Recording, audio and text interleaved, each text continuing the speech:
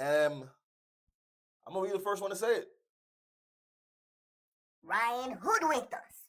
He threw us for a loop. The man bamboozled us. I mean, first of all,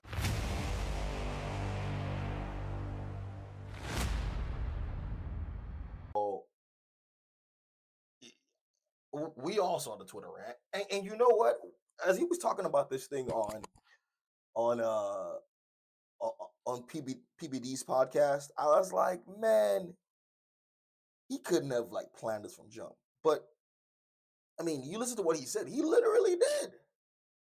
You know, he literally he. I mean, when you think about it as it breaks down, you realize that yes, like it's very possible to hoodwink us like this. And in today's sensationalism, in today's sensationalism, what you find is it's so easy. We're looking for this kind of chaos. We're looking for this kind of somebody going off the rails to this level, you know? And so when we see something like this, we're excited. We're saying we're worried, but we're excited. I was one of them. I'm over there making video about Bohemian Grove and this, which to his credit, he says it's still real. But nonetheless, it's obvious that the man played to our need for sensationalism, right?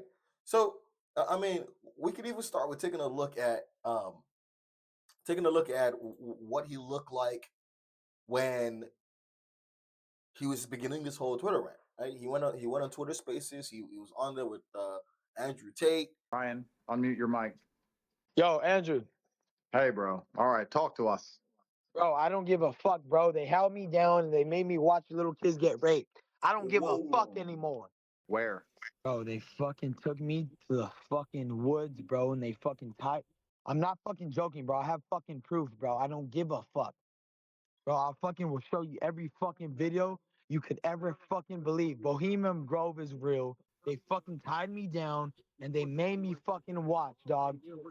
So you see that the man immediately he knew exactly how to kick it off. You know, he knew exactly how to get it started. And so once you do that, now we're like, okay, brother, what's popping? What's the next thing you do? You make sure you can't stop. You have to keep going at it. So he keeps on going at it. He keeps on throwing out the tweets. He keeps on throwing. And we're like, bro, you know you're about to have a fight, right? And everybody, I don't care who you are, unless you're his daddy. His dad is the only one that was in his court. Everybody else said, are you sure you want this man to actually fight? Are you sure you want this man to take something of this magnitude? Man's just like, shh, I'm coming. And he kept on working. And see, that's the thing, man.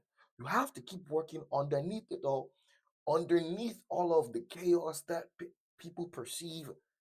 Keep on doing the daily. Keep on powering forward. Because as you can see, as long as when the time comes for you to show you're prepared, man, then you're prepared. Now, to his credit, I think the finishing touch was this, right? I mean, this to me is Heath Ledger level of taking a character to its extreme in terms of getting out your maximum squeeze from it. So here's what he does. Well, Ryan wants to weigh in right now.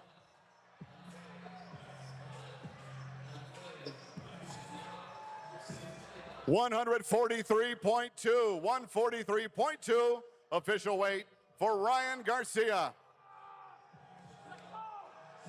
If he did all that and then made weight, right? If he did all that and then made weight, oh, it'd be like, oh, this badass. The swing would not be high enough when it comes fight night, when it comes in for you to cash that bet. No, you have to take it all the way to the bank.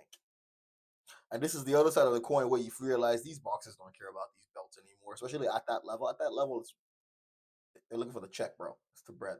Because to him, what he just calculated there, the sacrifice he made by that moment he just did right there, is he's saying, I don't necessarily care about the belt. I care about the bread. He's trying to maximize return from this thing. And then what do you now see? He beat the brakes off this man. He proceeded to beat the brakes off this man. And it's like, what? What? And then you hear afterwards the man cashed in a check. 2 mil for 12 mil. Minus the 1.5 he had to pay because he missed weight. So he and Devin had a bet. They said 500K for each pound that you miss. Right? So 1.5 plus 2 mil. So it's a $3.5 million bet on yourself and you took home 12 mil. Not your purse, not your pay-per-view, not any of those other things. Just the bet you made on yourself after doing the daily. That's some real gangster shit right there. But then in doing all of this, he's been able to call out a couple of people. Most especially, he's been able to call out Logan Paul. I want you to see what he said about Logan Paul after the fight when he went on the PBD podcast. And again, shout out to PBD. That man has built something that is just legendary, and we continue to learn from him. It's interesting watching somebody like that, a competitive person like that, look at the Joe Rogan podcast and say, you know what, I'm going to compete. I'm going to give you a run against your money. That was gangster. So here's what he says. That's what I'm saying. They're weirdos. Like, that's a weird individual. Like, how about you say, let me look into it, and if it's true, then dang, we should do something about it. And he never dropped the evidence. He sounds like bots on Twitter. He does.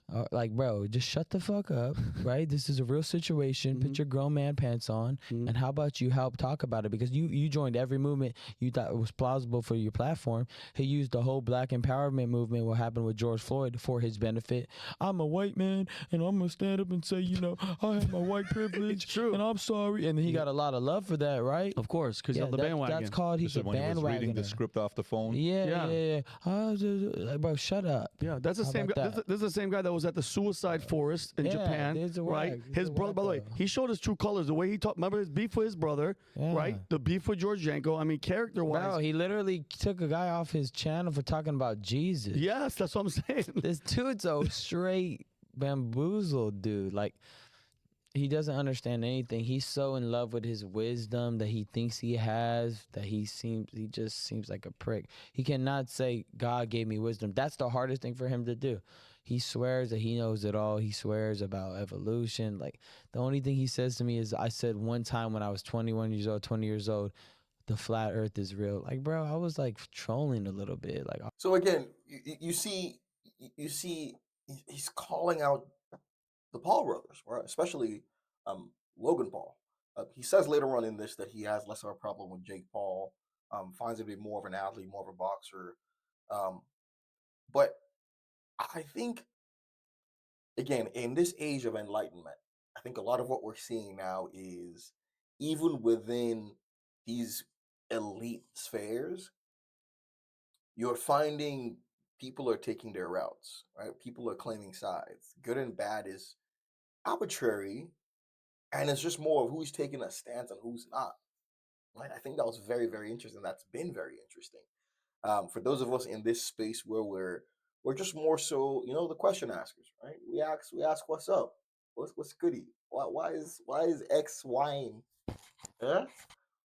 For us, we're just watching and we're seeing these two sides really pick sides, or these individuals and entities pick sides. Because again, you have to remember these people are representations of significant corporate backers, right?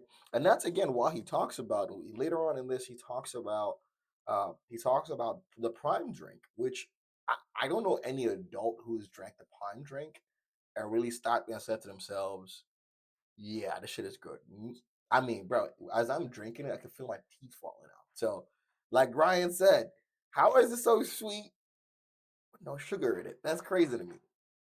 But again, these are the things that we think about. These are the things that we talk about, and these are the things that certainly we have to be vigilant of, right? But I just wanted to highlight really quickly uh, the way this turned out, because we did do the video on Ryan when all of this started, and it was very interesting. So now that we're on this other side of the coin, I think it's also interesting. We have to give him his fair due. The man crushed it. So shout out to Ryan. But at the end of the day, I think this was the most slick bamboozle in the history of sports entertainment. Because best believe this is sports entertainment. Let's go.